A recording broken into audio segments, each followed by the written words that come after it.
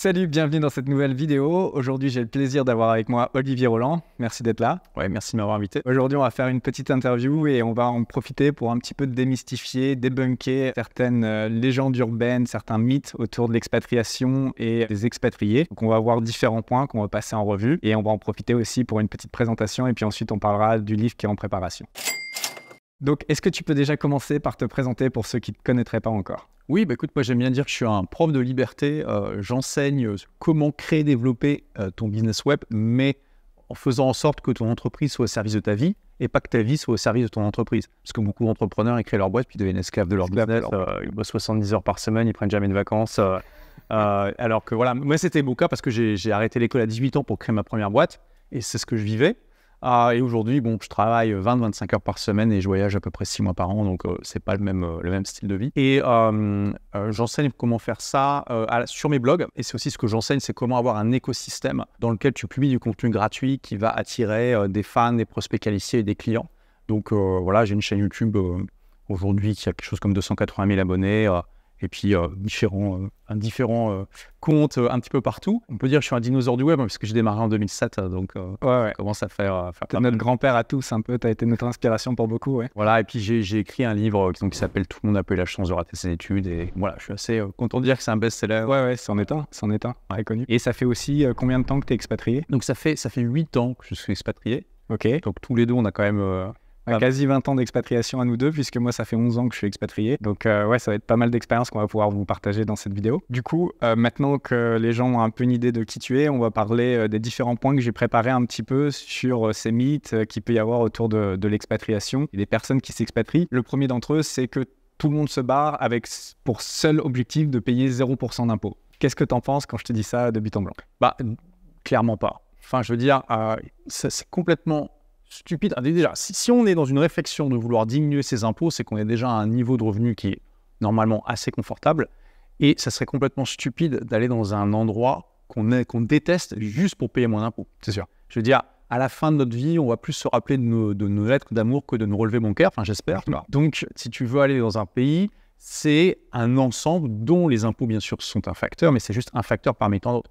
Moi, quand j'ai décidé de partir de France en 2015, je suis allé à Londres. Et Londres, c'était beaucoup moins taxé que la France, mais on n'était clairement pas à zéro. De toute façon, c'est facile d'être moins taxé que la France. Ouais. En fait, tu tires une fléchette sur une map monde, il y a peu de chances que tu sois plus taxé qu'en France, en fait. Donc, effectivement, peu importe où tu vas, mais par contre, ça ne veut pas dire que tu as du 0%. Donc, par exemple, à Londres, tu as payé des impôts. Moi, ma première expatriation, c'était au Maroc. C'est pareil, c'est bien fiscalisé. Donc voilà, c'est pas la première raison pour laquelle les gens partent. Ça peut être aussi pour le confort de vie, les opportunités. Pour quelle raison tu étais parti à Londres d'ailleurs ? Donc, alors déjà, je rebondis sur ce que tu disais, mais effectivement, moi, je suis en train de faire beaucoup de recherches pour mon livre et clairement, la France, tu regardes depuis les années 60, c'est-à-dire depuis que ça a été mesuré, fait partie du top 3 des pays les plus taxés du monde tous les ans. Alors, comment on mesure ça ? Tu regardes le poids, le pourcentage en fait des revenus de l'État par rapport au PIB.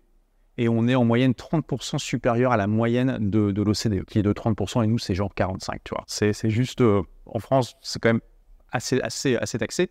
Et donc, en fait, je me retrouve en 2015, je suis allé à un mois aux États-Unis, la Nouvelle-Orléans, tout ça. Je reviens. Et ça faisait déjà un moment que je me posais la question, est-ce que je reste en France ou pas ? Parce que ça faisait déjà 4 ans que je voyageais 6 mois par an. Et plein de gens me disaient, mais t'es bête, tu passes déjà la moitié de l'année hors de la France, pourquoi tu mets pas ta base ailleurs ? Et je reviens. Et là, j'ai une belle lettre du RSI qui m'attend et qui me dit, hey, voilà, bonne nouvelle, on a fait des calculs et vous me devez 95 000 € d'arriérés. Il faut payer maintenant, sinon ça va pas le faire, on va vous envoyer les huissiers, merci, bisous. Donc, tu vois, je vois ça et à l'époque, j'avais juste 95 000 € sur le compte de la boîte et ça me paraissait démentiel.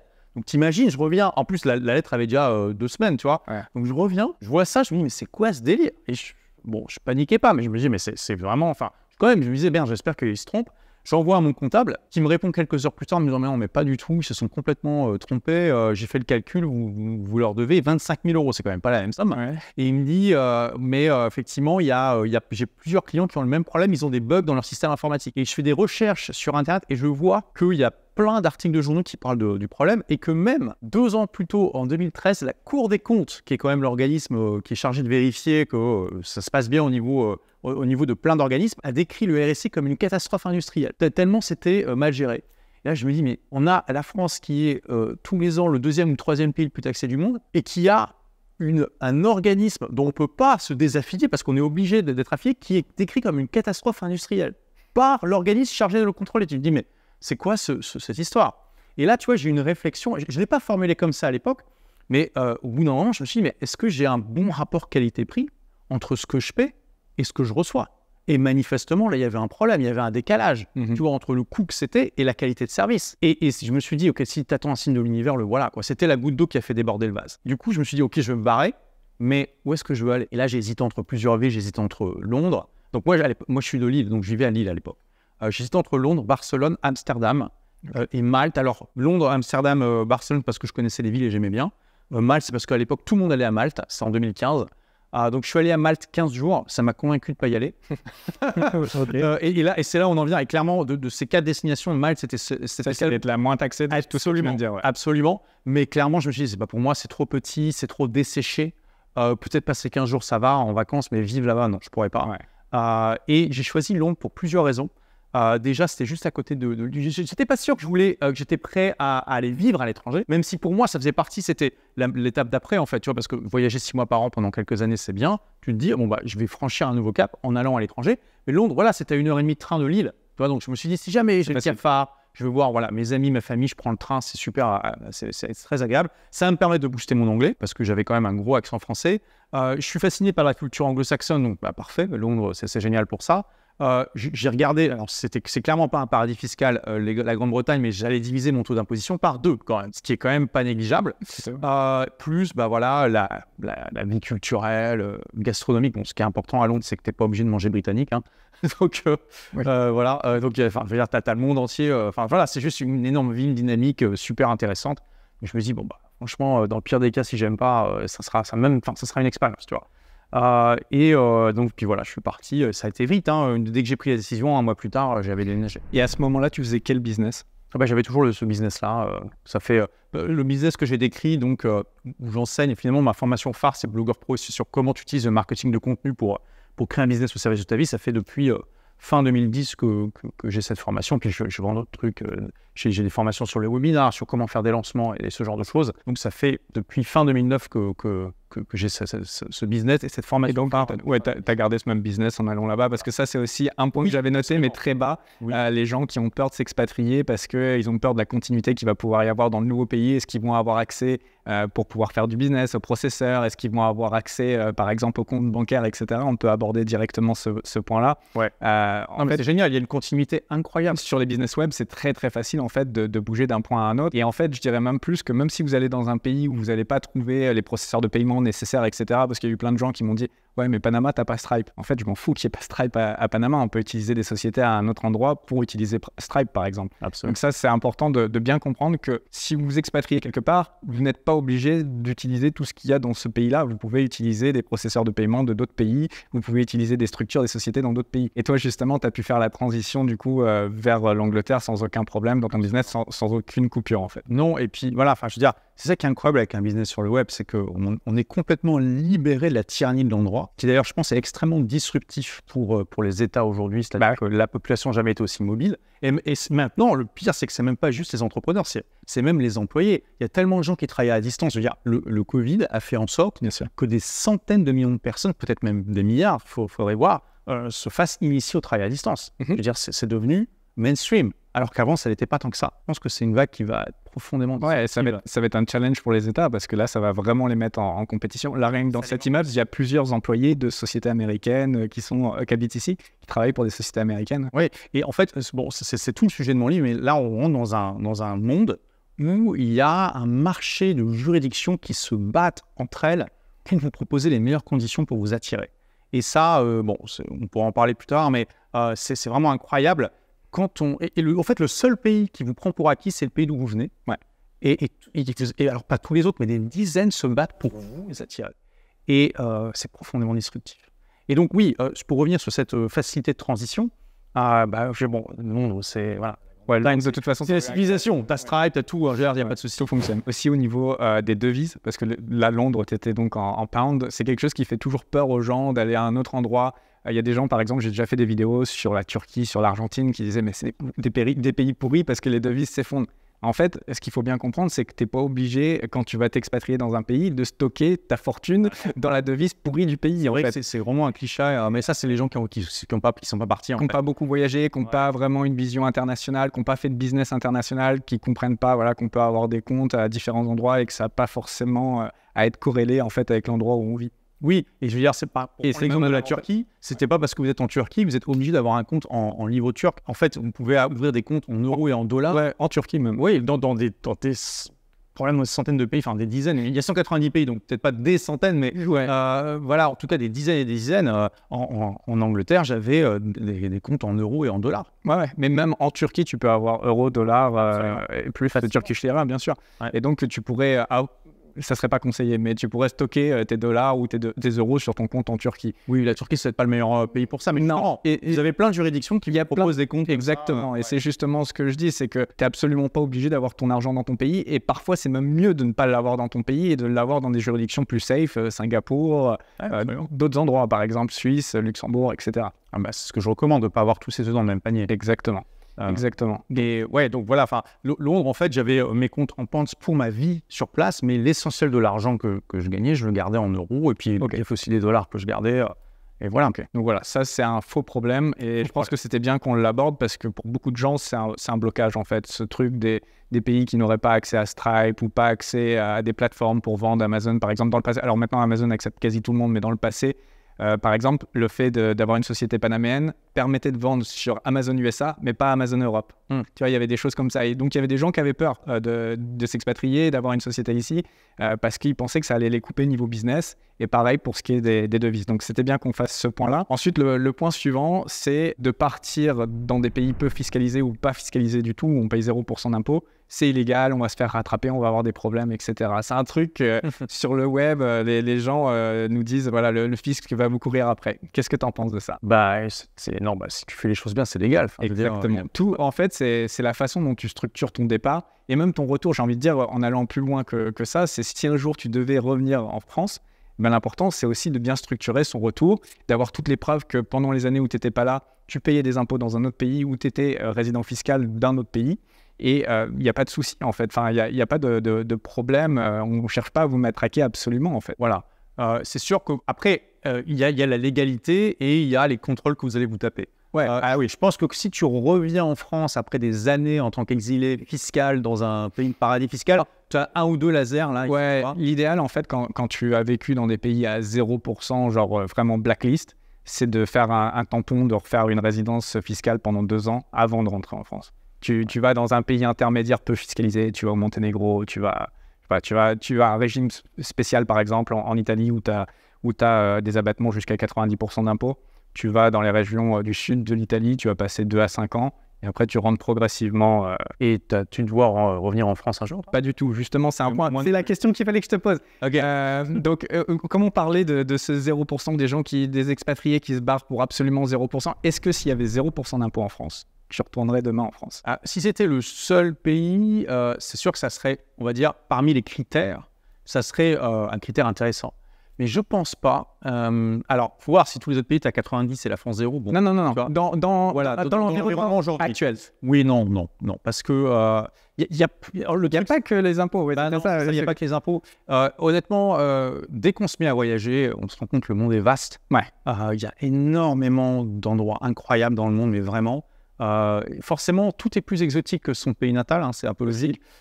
Ça dépend de tout le monde. Il y a des gens, je crois que toi et moi, on aime le côté exotique, on aime le fait d'être étranger dans un pays. Il y a des gens qui aiment peut-être pas ça aussi. Donc ça, c'est un autre angle à voir aussi. Oui, voilà. Moi, personnellement, je retourne en France tous les ans, voir ma famille et mes amis, tout ça. Mais ça dépend, entre 15 jours, 3 semaines, des fois, c'est maximum. Enfin, je pense pas que ça fait longtemps que je vais pas passer plus de 2 mois en France. Je veux dire, le monde est tellement vaste, il y a tellement d'aventures à vivre, d'endroits à explorer, de gens à rencontrer, de langues à apprendre. La France, je trouve ça un peu monotone, quoi. Enfin bon, c'est logique, je viens de là, j'ai vécu 35 ans là-bas. Donc, je me dis, il y a tellement d'aventures à faire que revenir en France, c'est plutôt pour voir les gens que je connais, quoi. C'est tout. Ouais. Donc, je me reverrai pas revenir vivre là-bas. Puis, franchement, il faut avouer que le rapport qualité-prix entre le prix qu'on paye et les services qu'on a en France est vraiment mauvais.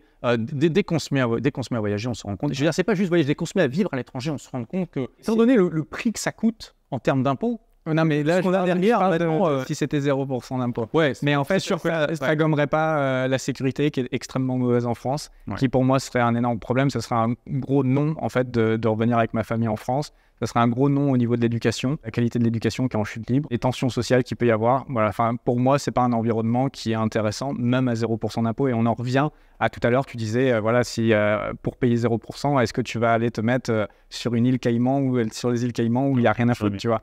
Non. Bah c'est pareil, il y a des facteurs qui font que tu vas pas aller dans certains endroits. Et pour moi, la France, même à 0%, dans la situation actuelle, non. Ouais, bon, je suis allé dans des pays, genre le Brésil, j'aime aller au Brésil par exemple, où la sécurité est pire qu'en France. Même les États-Unis, hein, tu regardes le taux d'homicide est plus important. Donc, ça dépend des endroits en France. Mais oui, il y a des endroits où c'est un peu problématique. C'est vrai que moi, je vis à Dubaï maintenant. C'est vraiment un bonheur. Hein, le problème, c'est quand tu as vécu à Dubaï et que tu le prends comme un standard. Il faut pas. C'est ça le danger. Ça c'est vraiment une parenthèse, mais si vous allez à Dubaï, c'est vraiment le truc psychologique. Ne prenez pas Dubaï comme un point de comparaison pour le reste du monde parce que tout le reste va paraître complètement, complètement, en tout cas, beaucoup moins bien. Donc, c'est vraiment un truc psychologique à avoir. En sécurité, il y a assez peu de pays qui arrivent au niveau de Dubaï. Puis sur Singapour. Oui, Singapour, Japon, Biélorussie, où tu n'as pas encore été. Biélorussie, Minsk, c'est extrêmement sûr. Mais sinon, il y a assez peu d'endroits qui arrivent à ce niveau-là. Après, il y a plein d'autres pays dans le monde qui sont entre justement Dubaï et la France, où il y a un niveau de sécurité beaucoup plus élevé. Il y en a plein, notamment ici, où on est plutôt pas mal. Et si tu regardes les pays francophones, j'avais regardé pour une de mes recherches, et la France des pays francophones occidentaux, la France est le pire en termes de sécurité. Ah ouais. C'est-à-dire que juste pour la Belgique est pas très loin, la Suisse est bien meilleure, et le Canada est mieux, et la Suisse c'est le meilleur. Ok. Du coup, juste pour conclure ce point, parce qu'on a un peu divagué sur c'est illégal, on va se faire rattraper. Encore une fois, c'est qu'une question de structuration, de bien faire les choses, de vraiment bien fermer la porte derrière soi. C'est-à-dire que quand on quitte la France, finalement. Ouais, de se faire accompagner, bien sûr, et de vraiment bien fermer les portes derrière soi. C'est-à-dire que quand on quitte la France, on la quitte réellement. Parce que là, en fait, les gens qui se font attraper, qui ont des problèmes, et toute cette mauvaise réputation et peut-être cette idée que peuvent avoir les gens, ça vient de tous ces gens qui se sont mis résidents fiscal à un endroit, mais ils ne sont pas réellement fiscaux à cet endroit, et en fait, ils passent toute l'année en France. C'est ces gens... fraude, hein. Ouais, c'est de la fraude. En fait, ça vient de là. En fait, 100% des gens qui se font choper sont des fraudeurs, tout simplement. Sinon, tu te fais contrôler et à la fin, ça se termine par rien, et c'est pas agréable, mais ça se termine sans problème. Mais 100% des gens qui se font choper, c'est des gens qui ont fraudé, qui ont créé des sociétés à des endroits et qui ensuite sont restés à vivre en France, etc. et ont essayé à échapper à l'impôt. Et donc forcément, avec les moyens modernes, vous vous faites choper.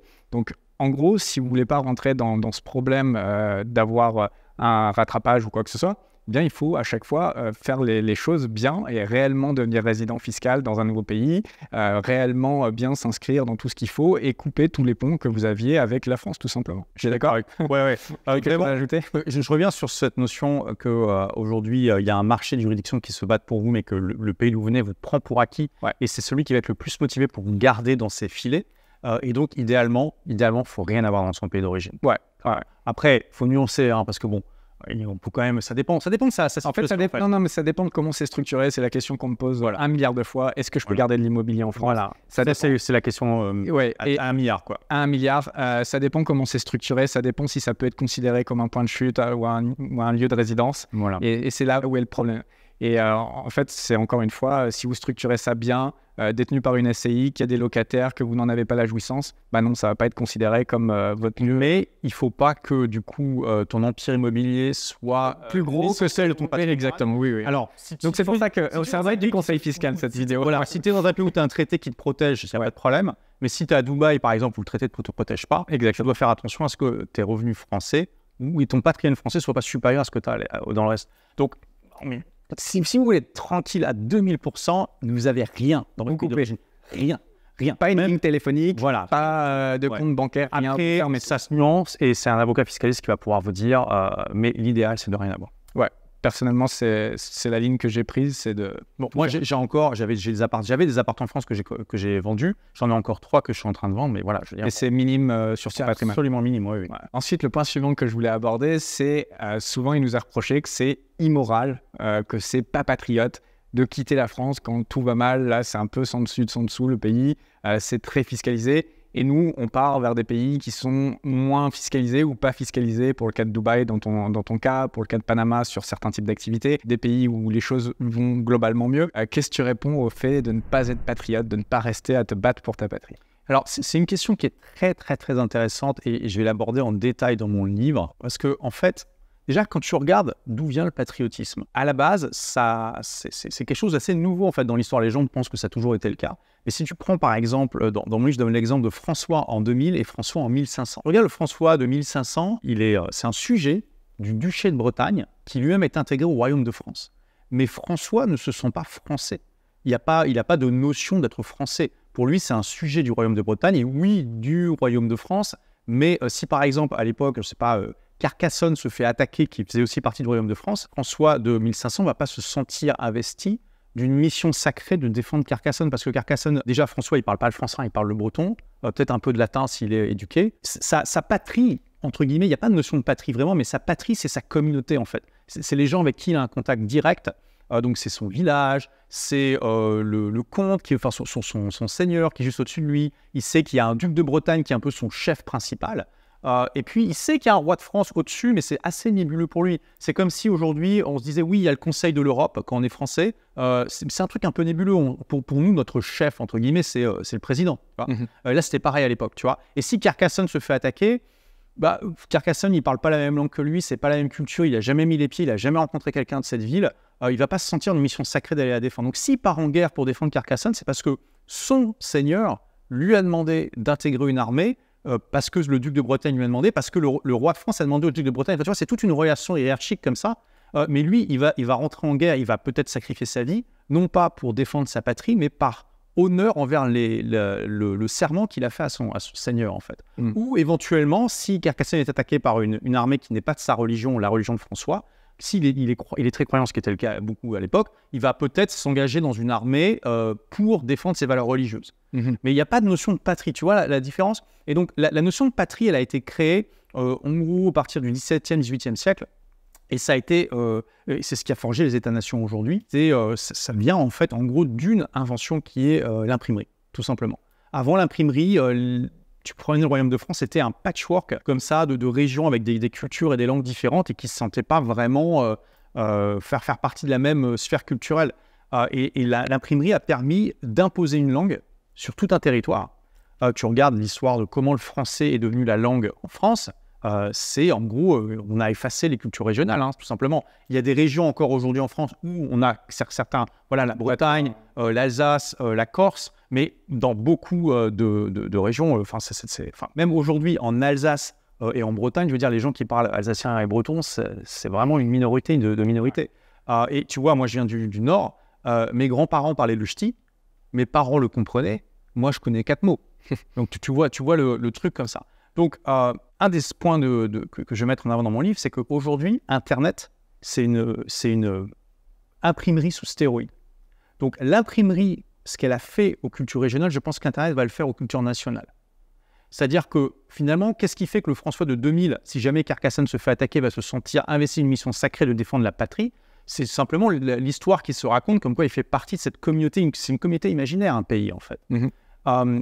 Et parce qu'il n'y a pas de relation directe, tu vois, comme avant, c'était vraiment une communauté qui était autour de là. Et maintenant, Internet permet d'avoir une communauté imaginaire qui est globale, qui est mondiale et qui n'est même plus liée à un territoire particulier.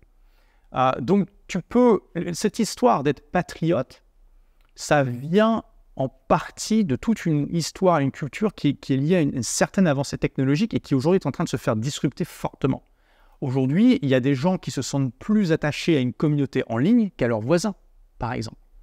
Et c'est ça aussi qu'Internet a complètement effacé les distances géographiques et aussi a permis aux gens qui se sentent connectés à certaines cultures de se connecter extrêmement facilement à ces cultures-là.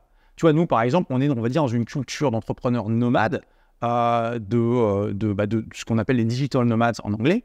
Et Internet nous permet de nous connecter extrêmement facilement à cette culture-là. Et on va se sentir plus facilement connecté à un digital nomade qui vit au Japon ou à New York qu'à notre voisin qui est plombier, tu vois, ici. Non, mais tu vois. Et donc, ça change complètement, en fait, cette notion d'adhésion à la communauté. Et donc, tu vois, il y a parfois des gens qui me disent « Oui, mais du coup, quand tu pars de la France, il y a un manque à gagner pour la France. » Et c'est vrai.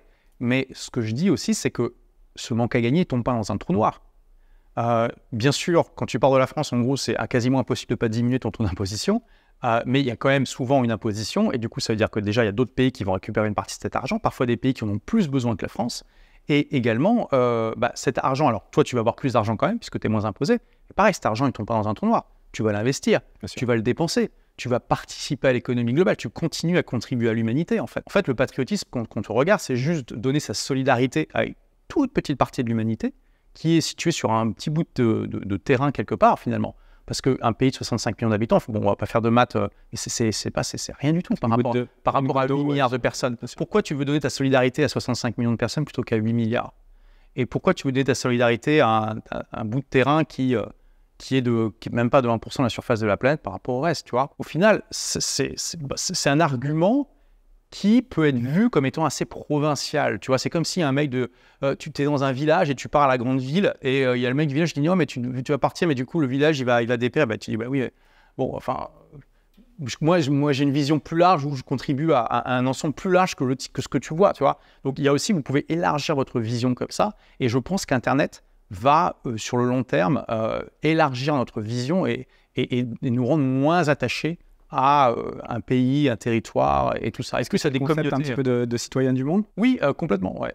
Citoyen du monde, mais connecté à des communautés qui sont globales, qui sont réparties dans le monde entier et qui ne sont pas forcément sur un territoire continu, tu vois. Bon, si tu prends l'exemple de la France, par exemple, c'est aussi un territoire très discontinu. Quand tu regardes les dom-toms, c'est des petits bouts de France éparpillés partout. Donc, il y a déjà un peu cette idée. Mais imaginez que nous, par exemple, voilà, on fait partie de la communauté des digital nomades, et c'est une vraie communauté. Je veux dire, si on peut facilement se trouver des rencontres, des événements, facilement se faire des amis parce qu'on partage quelque chose en commun, et c'est peut-être une sorte de proto-nouveau pays. Je vais parler de ça, alors c'est un penseur issu de la Silicon Valley qui s'appelle Balaji Srivankar, alors je ne sais pas si je prononce bien. Oui. Voilà, il a écrit un livre qui s'appelle The Network State, et j'en parlerai dans mon livre, mais ça fait partie des nouveaux modèles de société qui sont envisagés. Il y en a plusieurs autres. On a, il y a les cités libres aussi, avec Prospera qui n'est pas très loin d'ici.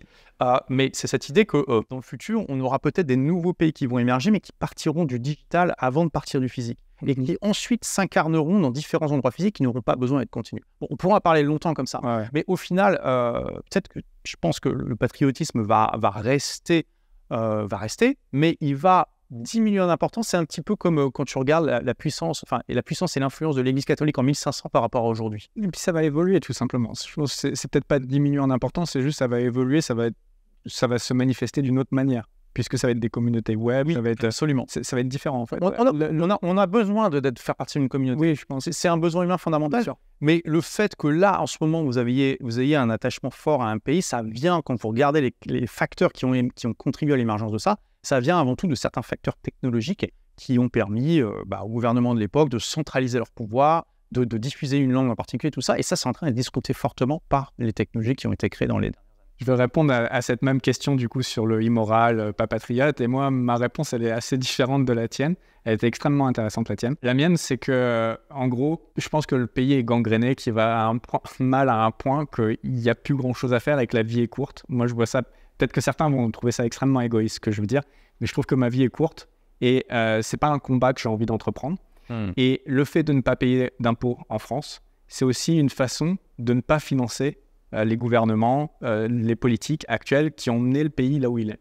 Et donc, moi, c'est une vision, tu vois, encore une fois, c'est un peu différent, peut-être ma réponse. Alors, c'est intéressant, si tu me permets de rebondir une minute, mais je ne sais pas si le pays est gangréné, mais en tout cas, il est pourri de l'intérieur. Le truc qui m'a fait partir, la goutte d'eau qui m'a fait partir à Londres, c'était ça finalement, c'est que je me suis dit... tout est pourri, il n'y a rien qui marche, ça marche pas. Et tu payes le rapport qualité-prix est très mauvais. Le rapport qualité-prix est très mauvais. Est-ce que je veux contribuer à ça? Non. Donc ça fait partie de la réflexion, effectivement. Mais je te laisse continuer. Non, mais c'est un petit peu tout ce que je voulais dire. Ma réponse est beaucoup plus courte que la tienne pour le coup. Mais c'est aussi simple que ça. Je ne veux pas contribuer à ce que ça continue. Et je pense que, en fait, c'est trop pourri pour que je puisse faire quoi que ce soit. J'ai déjà pensé à faire de la politique. Mais je pense que même avec toutes mes capacités, c'est tellement verrouillé de l'intérieur que tu ne pourrais pas changer la trajectoire de la France. Tu pourrais la changer de quelques pourcents. Ça permettrait de faire durer le supplice un peu plus longtemps. Mais je pense que c'est parti dans un mauvais sens.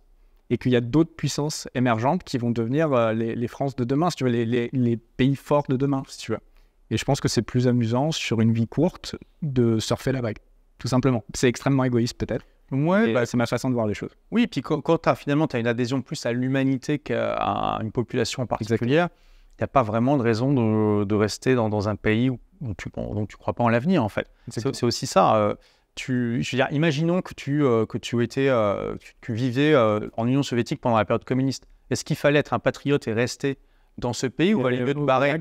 Il valait mieux te barrer. Bah ouais. Après, je ne dis pas que la France est la même situation, mais il y a maintenant cette logique que comme on est beaucoup plus mobile qu'avant, l'avion, Internet, tout ça, il y a vraiment un marché de juridiction qui se On peut comparer, tout simplement. Oui, absolument. Et d'ailleurs, je fais l'analogie dans mon livre. Toi, je dis en fait, ce marché qui émerge, ça ouvre les mêmes possibilités qu'un communiste qui découvre le supermarché pour la première fois. Tu sais, il y a Mikhail Gorbatchev dans les années 80, je crois que c'était en 83, il a visité un supermarché aux États-Unis et il a dit waouh, il a dit à ses aides là, il faut absolument pas que notre population voit ça parce que s'ils voyaient le nom, la diversité des produits et leur qualité, il y aurait une révolte.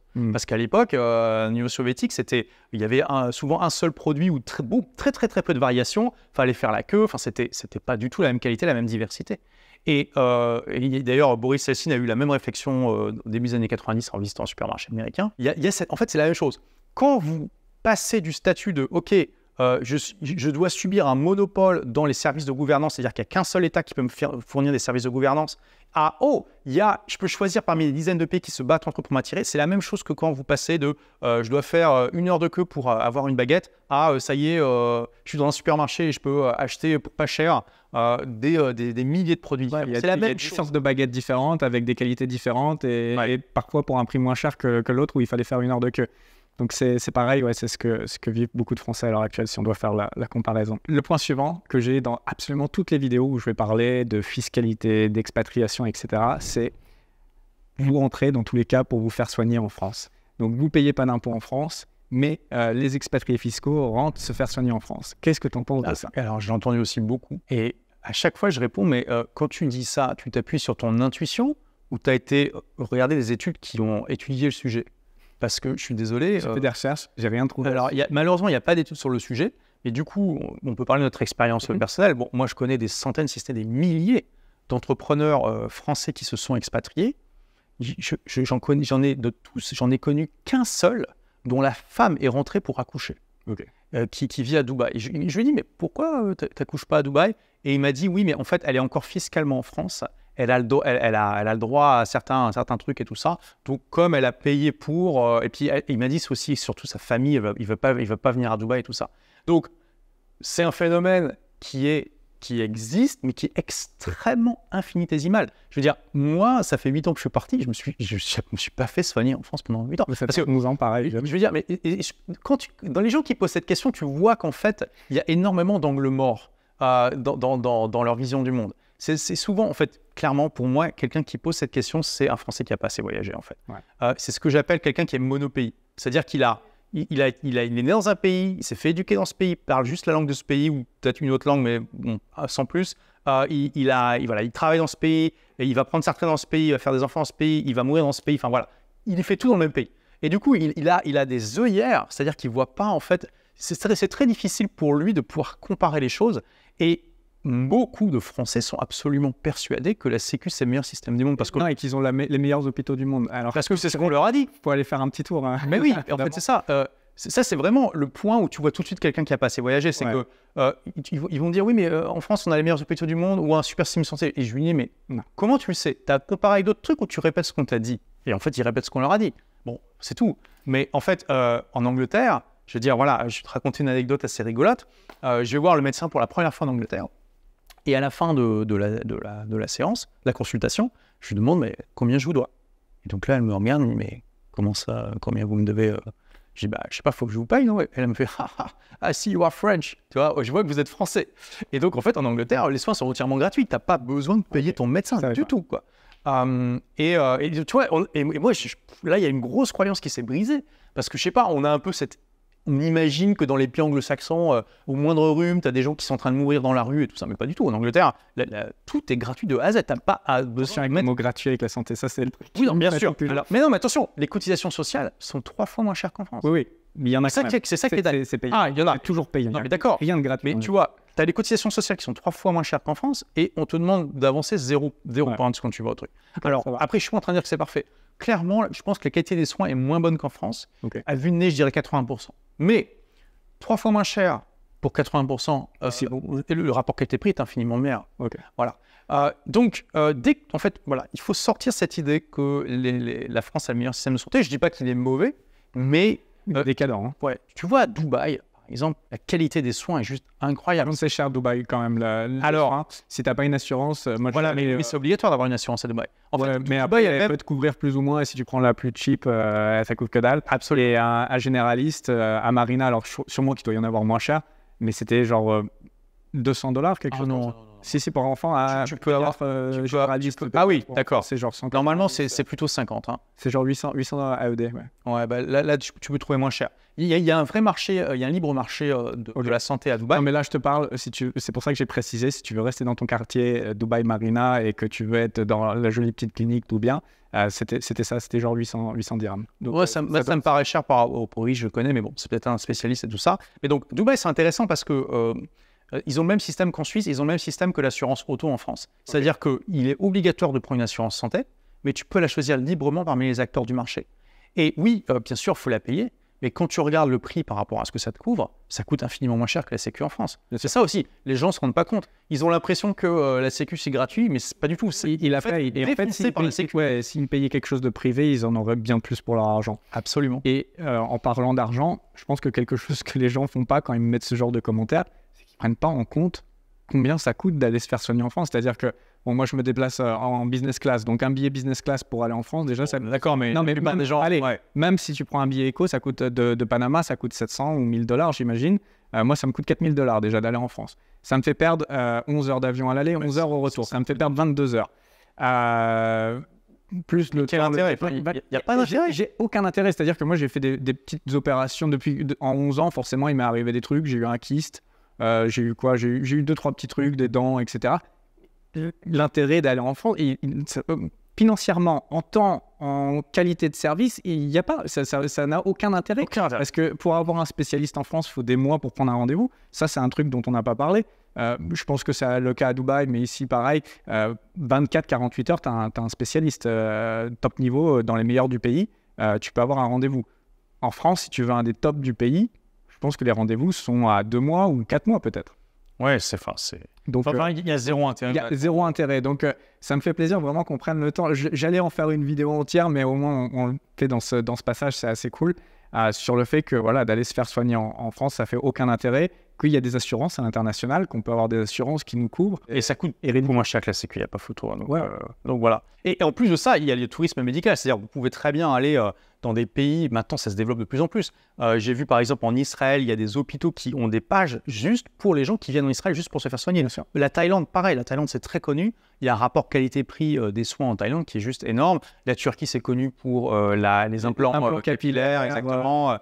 Bon bref, c'est chirurgie en général, la Turquie est très, très populaire. Voilà. Et il y a plein de gens qui font par exemple des Américains ici, qui vont en Colombie, qui vont dans certains pays d'Amérique. Les États-Unis, c'est le plus cher du monde. C'est le plus cher du monde. Donc, ils ont un tourisme médical énorme vers la Colombie, vers d'autres pays d'Amérique latine. Ouais.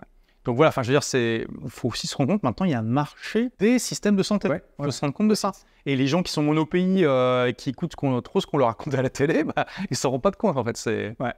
Ils payent trop cher pour un service qui se dégrade. Exactement. Et aussi, ce qu'il faut savoir, c'est que effectivement, en Europe, en France, on est habitué à cette santé gratuite, qui n'est pas gratuite encore une fois. Mais en gros, quand on est à l'étranger, les soins ne coûtent pas non plus une fortune. Un généraliste, à part dans le cas que je viens de te donner à Dubaï Marina, vraiment. Mais un généraliste ici, ça va être entre 20, 30, 50 $ peut-être maximum. Une opération des dents, etc., on va être dans les quelques centaines de dollars. Donc ça va pas non plus très très loin. La plus grosse opération que j'ai dû faire, c'était au Maroc. J'ai fait enlever les dents de sagesse et comme j'ai peur du dentiste, j'ai demandé une anesthésie générale. Et donc ça m'a coûté 1500 $. Voilà, c'est le maximum que j'ai payé. Mais à côté de ça, tu as tellement d'avantages, une vie moins chère, moins d'impôts ou pas d'impôts dans certains pays, que ça compense largement le fait d'avoir à mettre la main au porte-monnaie, quoi. En fait, tu vois, je pense que les gens confondent. Ils ont tellement l'habitude en France qu'on leur paye plein de choses au niveau santé. Ils confondent. C'est comme une assurance auto, une assurance santé. C'est-à-dire que votre assurance auto, elle ne va pas payer votre essence. Elle est là au cas où il y a un gros problème et qui vous demanderait de débourser des milliers d'euros. Donc l'assurance santé, c'est la même chose, c'est pour les gros pépins, mais pour les dépenses du quotidien, il vaut mieux payer avec votre portefeuille. Ouais, surtout si tu t'y retrouves de l'autre côté, encore une fois, en fiscalité, en coût de vie. Donc le point suivant que je voudrais aborder, c'est l'éducation. Donc ça, c'est deux choses qui sont vraiment sacrées en France. La santé et l'éducation. Les Français, monopays, encore une fois, ont l'impression vraiment d'exceller là-dedans, d'être les meilleurs. Et en fait, quand tu regardes les statistiques, c'est en décadence totale. Le truc qui est revenu assez souvent dans mes commentaires, c'est « Waouh, t'as bien profité de l'école en France, t'as été bien éduqué, et puis maintenant, tu t'en vas, quoi. Fuite des cerveaux, tu participes plus à l'effort et tu n'aides pas avec ce qu'on t'a appris ton pays, en gros. » Qu'est-ce que t'en penses de l'éducation en France et le fait d'ensuite être parti, en gros? Alors, c'est intéressant parce que j'ai pas cette critique-là, mais c'est peut-être parce que j'ai écrit un livre qui s'appelle « Tout le monde n'a pas eu la chance de rater ses études », donc les gens se disent « Ok, bon... » l'attaquer de ouais, c'est ça. Bon, moi, j'ai arrêté l'école à 18 ans, hein. J'ai même pas le bac, donc voilà, okay. J'ai un bac -2 pour créer mon entreprise. Mais bon, on va pas se focaliser sur mon cas, on va prendre de manière générale. J'entends l'argument de dire « Bah oui, tu as eu l'éducation gratuite, si tu étais né, j'en sais rien, moi, au Bénin, ou dans un pays moins développé, tu n'aurais pas eu une éducation d'aussi bonne qualité, ou tu aurais peut-être dû payer, ou tu n'aurais pas accès du tout. » Et ce sont des vrais arguments. Mais on peut aussi avoir d'autres arguments pour élargir un petit peu le débat. Si j'étais né en Angleterre, est-ce que la qualité de l'éducation aurait été bien pire qu'en France? Non, bien sûr que non. Ça aurait été équivalent, ou un peu mieux, un peu moins bien. Bon, ça aurait été relativement équivalent, mais le taux d'imposition aurait été de 2 fois moins, grosso modo. Pareil dans énormément de pays, mais en fait, comme la France fait partie du 2e ou 3e pays le plus taxé du monde chaque année, en gros, la plupart des pays qui ont une éducation de qualité ont en fait un meilleur rapport qualité-prix. Donc, le problème de cet argument de dire « mais du coup, quand tu pars, tu devrais par exemple payer, compenser le coût de ton éducation », c'est oui, mais d'accord, mais si de base, le rapport qualité-prix de l'éducation est mauvais, pourquoi tu devrais me forcer à payer un prix qui est supérieur à la qualité de l'éducation que j'ai eue quand tu compares par rapport aux autres, en fait? Et déjà, il y a ça. Pourquoi tu devrais passer une 2e fois à la caisse? Mes parents ont payé mon éducation. J'allais y venir. Mes parents, en impôt, ma famille, ont payé l'éducation de centaines d'enfants, tu vois, parce qu'on était vraiment très fiscalisés comme famille. Enfin, j'ai pas besoin de repasser à la caisse, quoi. Voilà, non, ça c'est un argument que j'allais aussi partager, effectivement. Bon, on va complètement argumenter sur le fait arguer que, effectivement, l'école, au moment où tu étais à l'école, c'était payé par les impôts de ta famille, tes parents et tout ça. Mais dans le rapport, donc l'Assemblée nationale a étudié la possibilité d'imposer les Français sur leur passeport en 2019, parce que M. Jean-Luc Mélenchon, n'est-ce pas, est un grand pourfendeur des exilés fiscaux comme nous. On est des hérétiques pour lui, hein, clairement. Donc coucou d'ailleurs à tous les gens de la France insoumise qui sont tombés sur cette vidéo par hasard. Vous êtes perdus dans les limbes d'Internet. Hein. Et donc le rapport 98 pages quand même dit qu'en gros c'était pas possible, mais ils ouvraient plusieurs pistes. Et une de ces pistes était quantifier effectivement le prix des services et de l'éducation qu'ont eu les gens avant de partir et leur faire payer ça. Et j'en parle dans mon livre et je dis c'est intéressant parce que ça ouvre en fait le rapport ne se rend pas compte qu'il y a 2 contradictions majeures par rapport à cette vision. Déjà, il y a une contradiction majeure par rapport à cette notion que le service public, justement, c'est le même pour tous, quel que soit l'impôt que tu paies, et qu'il y a justement une solidarité dans la population à l'instant T par rapport à ça. Et ça ouvre la boîte de Pandore de, justement, donner un prix aux services donnés par le gouvernement. Et ça va être intéressant. Et à mon avis, s'ils font ça, ils ne vont pas être gagnants. Parce que quand tu te rends compte du prix vraiment que tu payes, si tu dois mettre un prix sur les services, tu vas te rendre compte que c'est beaucoup trop cher par rapport à la qualité. Il y a un souci, oui. Exactement. Donc, bon, ils iront pas, à mon avis. Je pense pas qu'ils vont le faire. Ils sont quand même assez intelligents pour savoir qu'ils se tireraient une balle dans le pied. En fait, ça minerait 2 fondations essentielles, justement, de toute la rhétorique et de toute la philosophie sur laquelle est bâti le système d'impôt et de répartition. Donc, je ne pense pas qu'ils vont le faire et ça répond aussi à la question. Un autre truc qui est intéressant aussi là-dedans, qu'on peut dire, c'est que en soi, si on a été dans l'éducation française et que vraiment on a été dans ce moule-là, il y a assez peu de chances qu'on ait été construit pour s'expatrier ensuite. Tu vois ce que je veux dire? Alors, en gros, quand tu vas à l'école, si tu vas vraiment dans l'école publique, tu es construit pour être un bon futur payeur d'impôts. C'est un peu ça le truc, et on ne va pas chercher à te tirer vers le haut, et justement que tu aies cette idée de vouloir en partir. Et donc toi, forcément, tu as arrêté tes études de bonne heure. Moi aussi, relativement de bonne heure, je suis allé un petit peu plus loin, mais pas très loin, et en plus, je voulais vraiment arrêter le plus tôt possible. Et je pense que c'est le fait d'avoir arrêté aussi tôt et de ne pas avoir absorbé tout ce qu'on voulait me donner dans cette éducation, qui a fait que j'ai eu la vie que j'ai eue, cette vie d'entrepreneur à l'international, d'avoir fait des grandes choses. Je pense que ça m'aurait formaté, ça m'aurait mis dans une case. Et à l'heure actuelle, si j'avais continué mes études, je serais sûrement employé de banque, ce qui est très bien. J'ai pas envie d'être péjoratif, mais si tu veux, ma vie serait moins trépidante, quoi. Elle serait moins amusante. Écoute, tu prêches un convaincu. Je veux dire, toute la première partie de mon livre, Tout le monde n'a pas la chance de rater ses études, c'est une critique du système éducatif. Et je veux dire, voilà, j'ai un bac-2 et j'ai créé ma boîte. Je pense que je suis reconnaissant à l'école de m'avoir donné les compétences de base, lire, écrire, compter. Je pense que l'école, elle sert surtout à apprendre. Bah justement, moi, c'est une des critiques que je fais dans mon livre, c'est qu'au contraire, elle t'apprend pas à apprendre. Tu peux passer 20 ans de ta vie sur les bancs de l'école et on t'apprend jamais à apprendre, en fait. Ouais, après, ça dépend comment tu le prends le truc, mais moi je pense que les choses que je retire de mon éducation, c'est que j'ai appris à apprendre, à être un petit peu curieux sur les cours d'histoire, les choses comme ça. C'est ça qui m'a un petit peu éveillé, on va dire. Ouais, donc ça donne un certain éclectisme. Et voilà, ça me donne un petit peu, de la curiosité. Ça éveille la curiosité peut-être. Et si tu as un bon professeur aussi, ça dépend. C'est très vrai. Et les langues. Pour moi, ça m'a fait démarrer un peu les langues. Ça a été un peu la porte d'entrée. Après, bien sûr, il a fallu que je les perfectionne en pratiquant. Il n'y a aucune autre chose. Ouais. Mais dans les choses qui ont été les plus importantes de mon bagage, un petit peu, c'est le fait d'être trilingue. Ça a été extrêmement utile dans ma vie.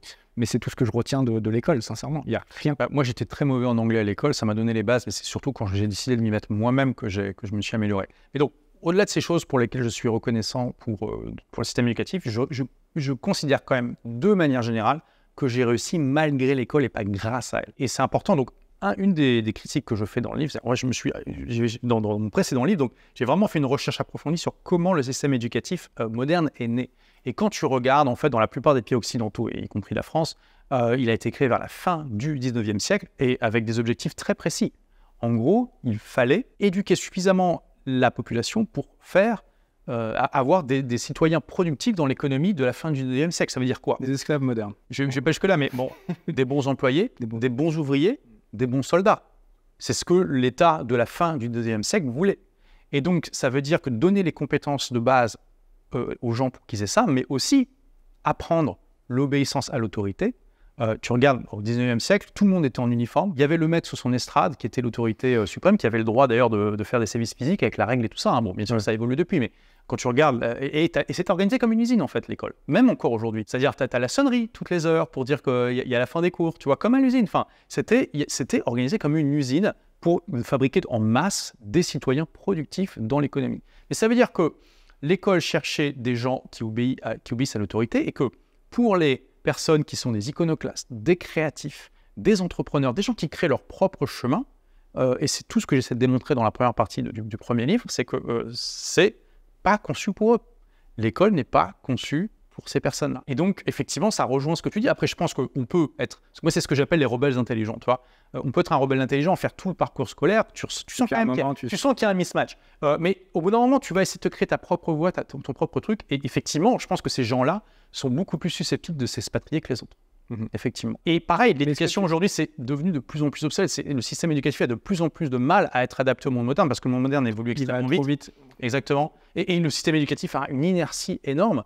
Et ça aussi crée un décalage entre ce dont les gens ont besoin. Les compétences dont tu as besoin pour faire de l'argent sur Internet, est-ce qu'il peut être enseigné par quelqu'un qui n'a pas touché un ordinateur sur les 20 dernières années? C'est ça, c'est la folie. C'est la folie. C'est la folie. Et pareil, il n'y a pas beaucoup de profs entrepreneurs, etc., etc. Donc ça participe à cette notion que le rapport qualité-prix n'est pas incroyable. Et justement, pareil, peut-être il y a des gens aussi qui ont peur en expatriant, quelle éducation pour mes enfants et tout ça. Je pense que on peut parler des enfants parce que honnêtement, je pense que l'expatriation, c'est tellement une chance extraordinaire pour les enfants parce que déjà, à moins que vous partiez dans un pays francophone, une langue de plus.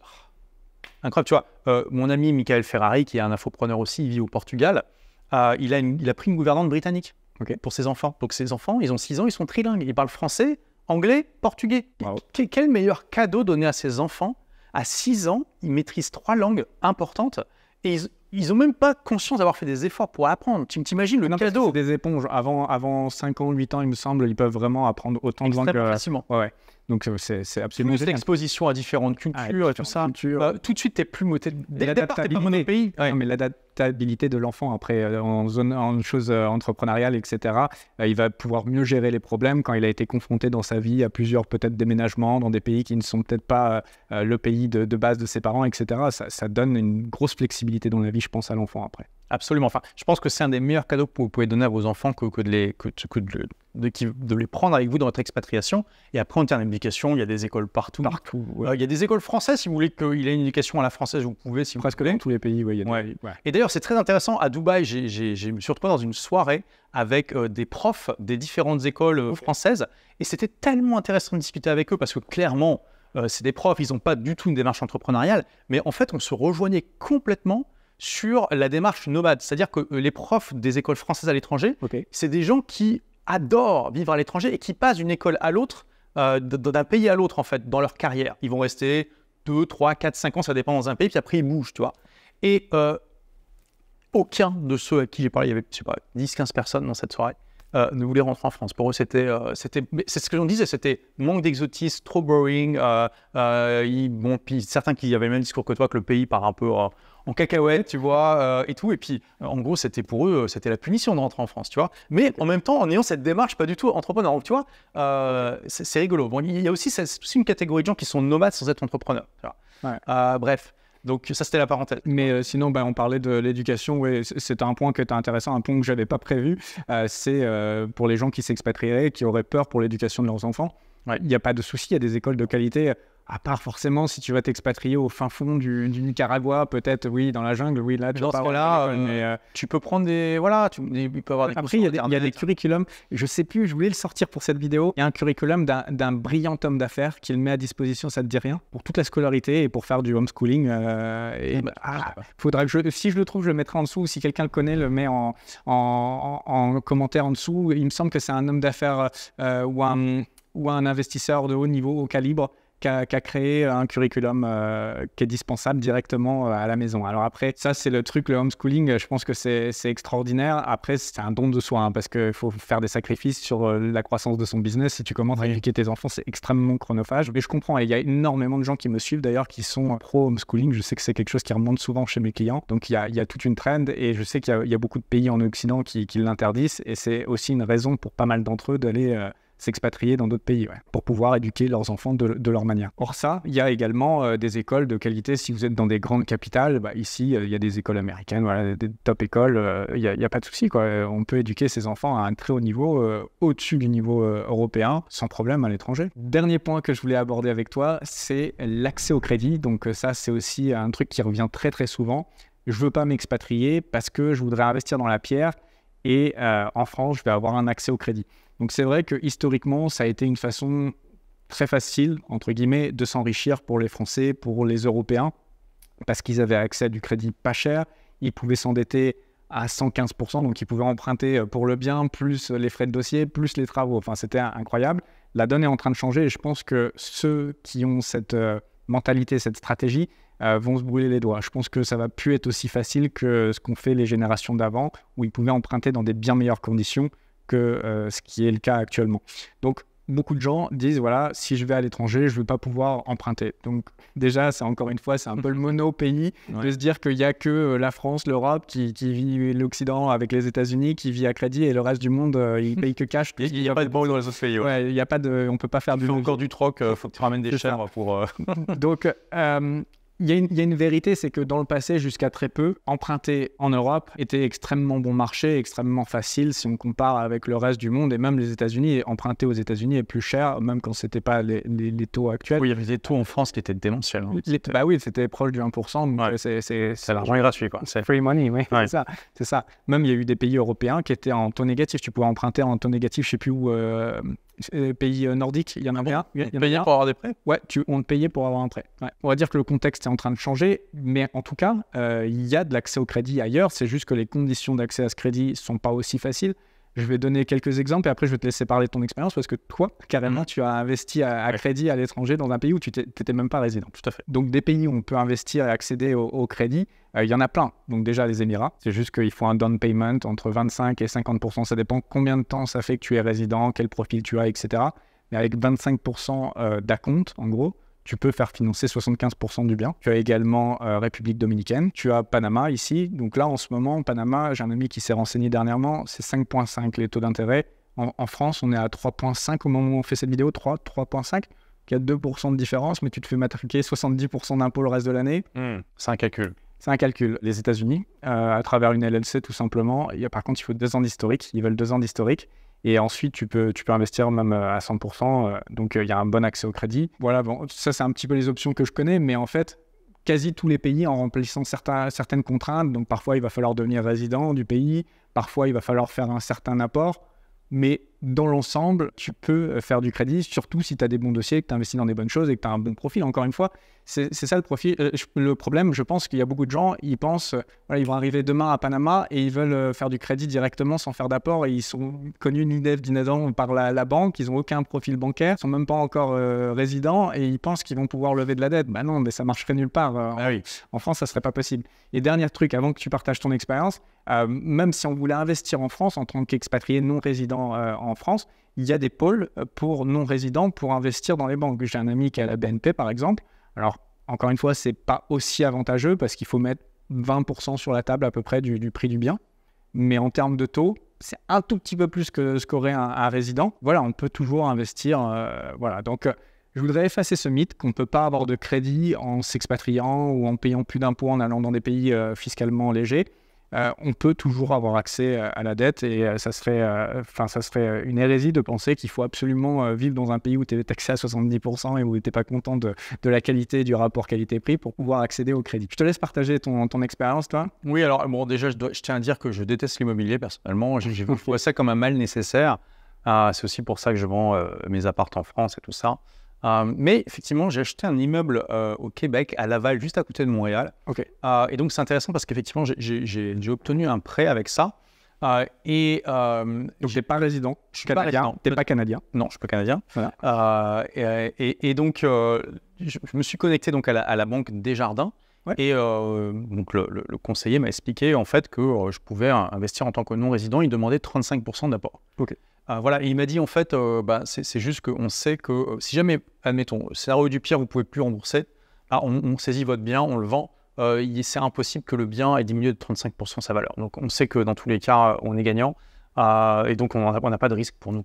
Donc 35%, c'est quand même une somme, hein, il faut pouvoir le mettre, mais il faut savoir que déjà au Québec, même quand tu es résident québécois et un bon Canadien de souche, tu dois mettre 20% d'apport. Hein. Okay.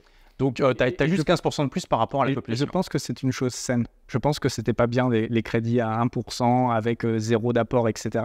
Parce que ça gonfle artificiellement le prix de l'immobilier et ça rend plus sain le marché. Je pense que c'est bien que les gens aient un peu de skin in the game. Oui, voilà. Après, au Québec, il y a d'autres mécanismes. C'est-à-dire que si, par exemple, au bout de 5 ans, tu veux acheter un autre bien, en fait, ce que tu peux faire... Tu peux mettre en collatéral Oui, en fait, tu peux...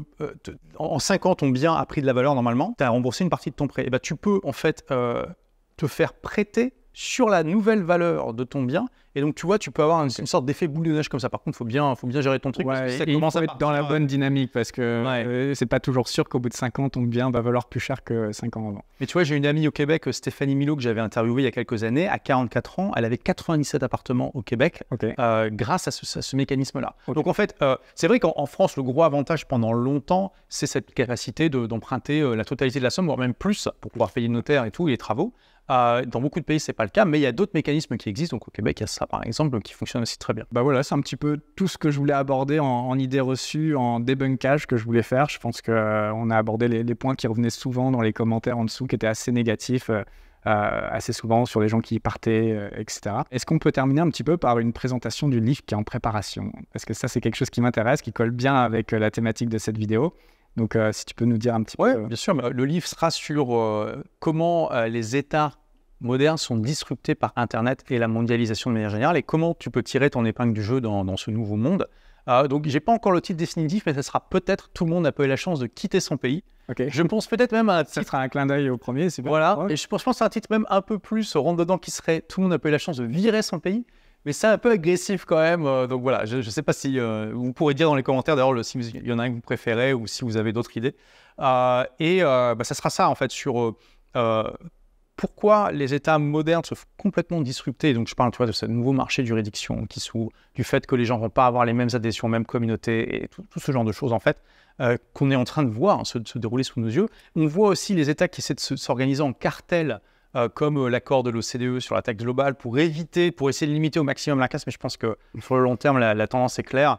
Ils vont essayer c'est normal. Et j'en parle d'ailleurs, ça fait partie des principes que nous apprennent l'histoire. Il n'y a aucun pouvoir qui se fait disrupter qui se rend sans combattre. Ça n'est jamais arrivé, même quand c'est complètement en leur défaveur les chances.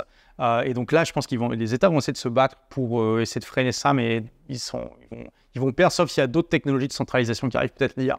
On verra. Et donc, comment tu vas maximiser ta liberté en t'expatriant, en faisant ça de manière intelligente, en plantant différents drapeaux. Je parle de la théorie des 6 drapeaux où tu sépares tes actifs dans différents pays. Et donc voilà. C'est un livre qui va apparaître dans combien de temps? Alors, je suis encore en train de l'écrire. Donc, j'espère que ça sera 2024, peut-être premier semestre 2024, probablement deuxième trimestre. Je ne suis pas encore sûr. Donc, ok, très bien. Ce qu'on va faire, c'est qu'on va mettre une liste d'attente juste en dessous. On va mettre une page si vous voulez être averti quand le livre va être publié. Vous recevrez un petit email.